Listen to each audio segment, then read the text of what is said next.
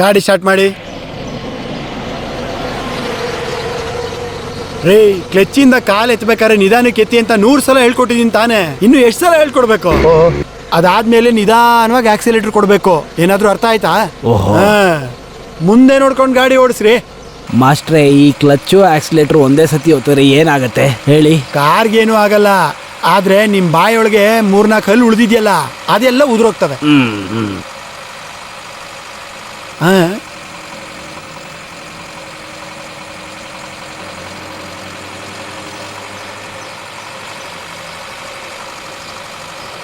ಸ್ಪೀಡಾಗಿ ಹೋಗು, ಸ್ಪೀಡಾಗಿ ಹೋಗು.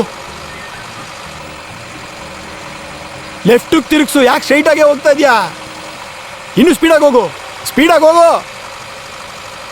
ಆಕ್ಸಿಲೇಟರ್ ಮೇಲೆ ಕಾಲಿಡು, ಚೆನ್ನಾಗಿ ಹೊತ್ತು. ಸ್ಪೀಡಾಗಿ ಹೋಗು, ಬೇಗ ಬೇಗ ಹೋಗು.